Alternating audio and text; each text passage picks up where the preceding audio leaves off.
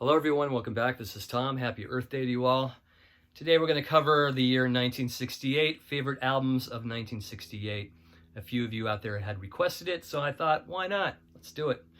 So without further ado, let's start off the countdown. Number 20, the fourth album by Simon & Garfunkel, Bookends. This is probably my favorite album of theirs as it has some of my favorite tunes. One being America, great song. Side 2 has just a plethora of great tunes on it. Faking It, Punky's Dilemma, Mrs. Robinson, of course, featured in The Graduate and a huge hit for Simon & Garfunkel. And I love Hazy Shade of Winter, which was also covered by the Bangles in the 80s. And then it ends with At the Zoo, another favorite of mine from Simon & Garfunkel. Bookends, Simon & Garfunkel coming in at number 20. Coming in at number 19 is the classic Crown of Creation by Jefferson Airplane. This is definitely more a psychedelic tinged record, but probably not as much as the previous one, After Bathing at Baxter's. Starts off with definitely a psych tinged number, Lather, real creepy acoustic number, sung very well by Grace Slick. It also has the David Crosby Penn triad about a menage a trois, and she does a fine job of that too, Grace Slick. Probably my favorite, though, is the one by David Crosby that was taken off the Notorious Bird Brother album. I guess it never even had a chance of getting on that album. Nobody wanted it on there, but David, I still say it's a great album, or a great tune, great song, great melody. But my favorite on here is probably the title track. It's just a great classic psych tinged number. There's a clip on YouTube of Jefferson Airplane doing Crown of Creation on the Ed Sullivan Show. And Grace just looking so beautiful and crazy and dark. Great stuff. Crown of Creation, Jefferson Airplane coming in at number 19. Coming in at number 18 is the second album by Lee Michaels, the Hammond B organ extraordinaire player. Also great blues belter voice. This guy really had it going for himself.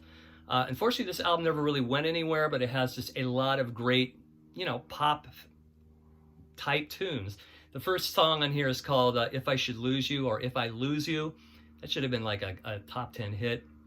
Has a little harpsichord in there. There's harpsichord throughout, along with the Hammond B. Here's the full spectrum of the album. He would go on later to have a number one hit with Do You Know What I Mean in the early 70s, but if you could pick up one of his three albums, this being one of them, Carnival of Life, and then there's a third one just called Lee Michaels with drummer Frosty playing with him. All three are fantastic. This is my favorite of all of them, though. There's a song on here called Grocery Soldier, another one called The War, a little anti-Vietnam song. All really good stuff. Highly recommended. I don't know if you can find this anymore on vinyl or on CD. You have to look into the used section, but Recital by Lee Michaels coming in at number 18. Coming at number 17 is the band Music from Big Pink. This is kind of, I guess, a starting point for all the Americana-style bands that would follow. Great stuff on here. My favorite song on here is a song by Richard Manuel, In a Station. Very haunting, very beautiful. There's a lot of Bob Dylan all over this. I Shall Be Released, This Wheel's on Fire, Tears of Rage, and of course The Weight, which was a huge hit. A very important album in music, American music. The band Music from Big Pink coming in at number 17. In number 16, we have the amazing Astral Weeks from Van Morrison. A lot has been talked about this album over the years. It never really sold anything upon its release. Now it's considered one of the greatest albums of all time. I always love Madame George. Young Lovers Do is a great song. Also covered by Jeff Buckley in the early 90s on his Live at Sin E album. He does a magnificent version of it. I mean, he just really revs it up and gives it his all. Van Morrison, Astral Weeks, a definite great album from 68, coming in at number 16. And here's an album that I just bought within the past year because I heard a lot of hype about it over the years and I just never pulled the trigger. Well, I finally did, and it is just fantastic. SF Sorrow by the Pretty Things. The first time I heard it, it just blew me away. Every song, fantastic. And I love the bonus cuts on here too. Mr. Evasion, talking about the good times, and Walking Through My Dreams. All just killer bonus cuts. I love the instrumentation and the vibe of this whole thing. This is coming in at number 15, The Pretty Things, SF Sorrow. Number 14 is the second album by Big Brother and the Holding Company, featuring Janice Joplin.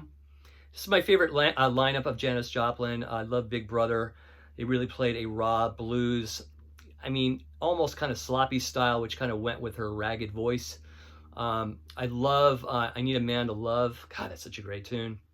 Summertime. Love her version of that. Of course, it ends with the classic Ball and Chain, but I think my favorite is the version on the Monterey Pop Festival, where she just tore it up. But this is coming in at number 14, Big Brother and the Holding Company, Cheap Thrills from 1968. Coming in at number 13 is one of my favorite albums of the past 20 years that I discovered. Etta James, Tell Mama. This is just a basher all the way through. She's just giving it her all. Of course, the title track, which was later covered by Janice Joplin, Tell Mama. And I love her version of it. I'd Rather Go Blind. She does this song, My Mother-in-Law, which has some really funny lyrics in it. But everything on here is fantastic. Just a great soul classic from 1968. Tell Mama, Etta James, coming in at number 17. Or, sorry, 13. Coming at number 12 is the classic Eli and the 13th Confession by Laura Nero. Laura Nero wrote a lot of songs for other people, but she never became as famous as those songs covered by other people.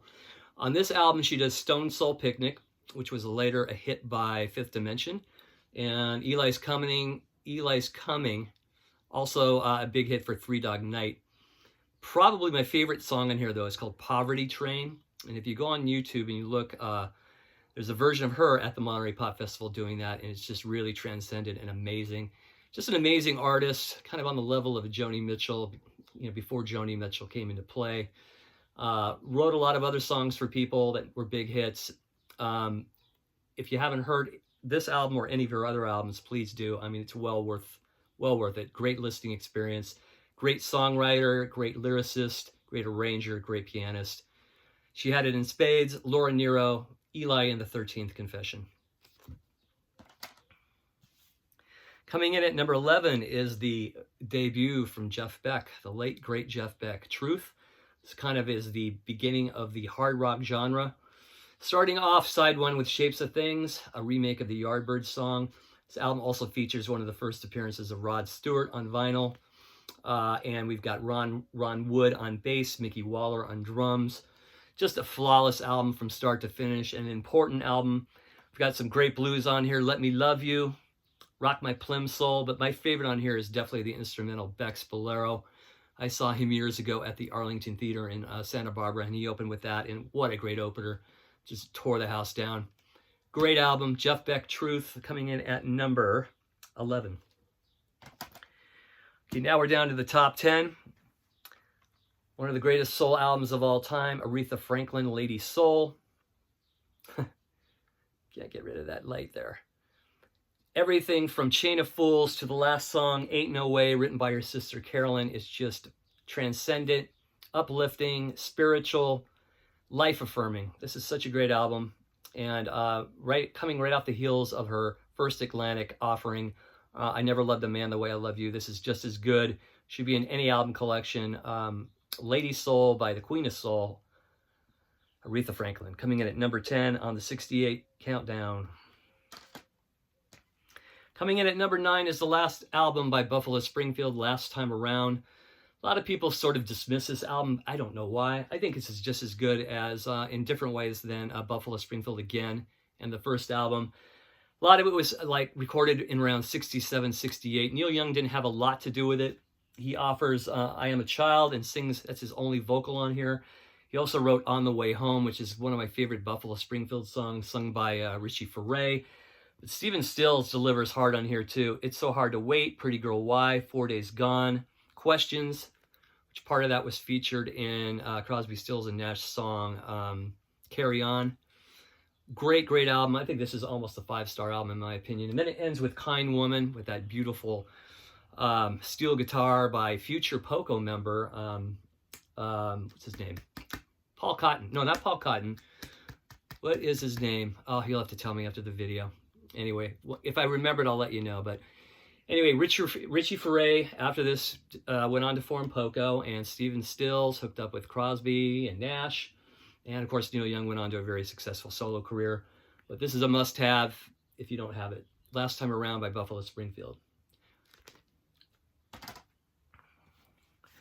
Number 8 is The Doors' Waiting for the Sun. Another album that doesn't really get a whole lot of love, but I think it has some of their best melodies. Summer's Almost Gone, Wintertime Love, Yes, the River Knows with that really sweet solo by Robbie Krieger. More Robbie Krieger greatness on Spanish Caravan, that guitar work, so good. We Could Be So Good Together, it may not be that one of their best songs, but it's not horrible. And then, of course, 5 to 1, that ends the album, taken from a Paul Butterfield Blues Band song. And of course, Hell I Love You is the big hit, but this album is great. Unknown Soldier, I mean, come on. It's a fantastic album. Coming in at number 8, Waiting for the Sun by The Doors. Number 7 is the last album Jimi Hendrix released in his lifetime, Electric Ladyland. Just a perfect album. Another perfect album from Jimi. All 3 of his first albums are just fantastic. My favorite song in here is Burning of the Midnight Lamp, a psychedelic classic. I love side 3 though, where he kind of like goes off a little bit into the space and kind of creates kind of a mood here with these 3 pieces here. Rainy Day, Dream Away, 1983, and Mermaid I Should Turn To, Moon Turn the Tides. Shows a different side of Jimi's playing, more atmospheric, really cool. And on. It's just an awesome record, ending with the classic Voodoo Child, Slight Return. One of the greatest riffs ever. It just ends the album on a high note. Jimi Hendrix, Electric Ladyland. Number 6 is the second album from Procol Harum, Shine On Brightly. A lot of people out there just think of Procol Harum as a one-hit wonder band. They were far from that. They were an albums band, especially their first 4 or 5 albums. This album here is flawless. This is coming off the heels of Whiter Shade of Pale. First side is amazing, quite rightly so. Shine On Brightly, some of Gary Brooker's greatest vocals. Great blues workout, Wish Me Well with Robin Trower. Ramblin' On, great song, Ramble On. And side 2 with Magdalene, and then of course the early prog epic In Hell 'Twas In I. Just really good stuff here. Highly recommended if you haven't heard Procol Harum before. Shine On Brightly coming in at number 6 on albums of 1968. Number 5 is the last album released by the Small Faces, Odgin's Nut Gone Flake. And a perfect album. The first side, starting off with the title track, it's kind of an instrumental, goes into Afterglow with just a belting vocal from the amazing Steve Marriott. Then you got Reenie, kind of a jaunty little sing-along, and then the rocker, Song of a Baker. Side 1 ends with Lazy Sunday Afternoon, great little pop hit. Side 2 is taken up by a story about this fictional character called Happiness Stan, narrated by this British guy. I forgot his name, but it's very hysterical. And it's kind of like a psychedelic kind of tinge side with all these little, ditties. So this is just a great album too. Highly recommended. I would include this in any album collection, and it has some of Steve Marriott's greatest vocals ever put on wax. Odgin's Nut Gone Flake by the Small Faces coming in at number 5. Number 4 is probably my favorite Byrds album of all time. This is a masterpiece, the Notorious Byrd Brothers. Every song, it's kind of like their mini Sgt. Pepper, Every song flows into one another. Every song sounds different. Just amazing songs. There's some psychedelic. There's some country tinged numbers. Artificial Energy starts it off with kind of a psych vibe. Going Back is a Carole King, Gary Goffin song, which they do really well. Natural Harmony, Draft Morning, a great song written by the late David Crosby. And once they kicked him out of the band, they finished the song, and he wasn't too happy with it because I guess they added their own lyrics, but Crosby got kind of screwed there. Wasn't Born to Follow, featured in Easy Rider, one of my favorite Byrd songs of all time. Side 1 ends with Get to You. And then side 2 is just flawless. Changes Now, this kind of psychedelic workout from McGuinn on the guitar. Old John Robertson, a great country tinged number. Tribal Gathering is so great with a great little groove and great harmonies. Dolphin Smile, one of my favorite Crosby songs of all time. And then it ends with Space Odyssey. Perfect album. One of the greats. The Byrds. Notorious Byrd Brothers coming in at number 4. Number 3 is my all-time favorite Stones album, Beggar's Banquet. Just a great comeback album from the Stones after their psychedelic detour on Satanic Majesties. This kind of revitalized the Stones. I just love all the country acoustic type stuff. I love all the, it's just amazing. Country blues. Some of my absolute favorite ballads of theirs. No Expectations, gorgeous. The record ends with Salt of the Earth on a high note. Some great bluesy numbers. Factory Girl, Parachute Woman, Dear Doctor. Of course, the classic Street Fighting Man, Prodigal Son. I mean, perfect record. Great stuff from the Stones. Beggar's Banquet coming in at number 3. Number 2 is the White Album from the Beatles. A very important album. I think there's so many bands out there over the years have tried to make their own White Album, but they just fall short because there's something special about this album because it's the first of its kind that does that. It's kind of this hootenanny of all different kinds of styles that only the Beatles could pull off with panache. And it's the best album to listen to in its entirety. A lot of people bag on the numbers like Wild Honey Pie and Bungalow Bill and everything, but it just all fits really well in this context. And I love Happiness is a Warm Gun, I'm So Tired, Dear Prudence, Blackbird. I mean, there's really nothing bad. Sexy Sadie's great. Your Blues, wonderful. Even Revolution 9 doesn't bother me that much. The only track that is never appealed to me is Good Night. I think it's probably one of the worst endings to any great Beatles album.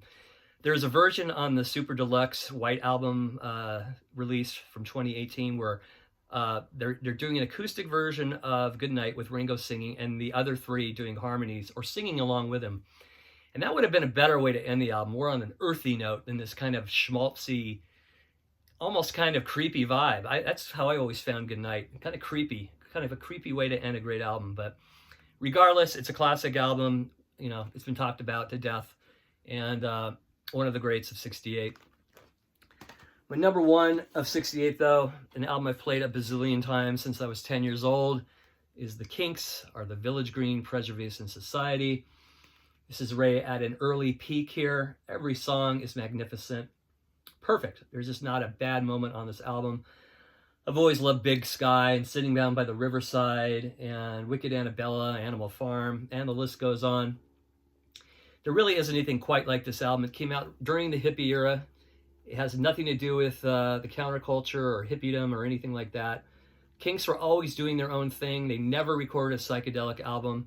Kinks were always doing things that were against the grain of what was going on at the time, which worked in their favor musically, maybe not in sales, but thank God they did that because they put out some great records that now are just being noticed. And I read somewhere that this is now their best-selling album, which is amazing, considering it didn't even make the top 200 when it first came out. But a classic. Nothing really sounds like Village Green. It stands in a category all by itself, and that is my number 1 for 1968. If you haven't subscribed, please do. I appreciate all that have subscribed already.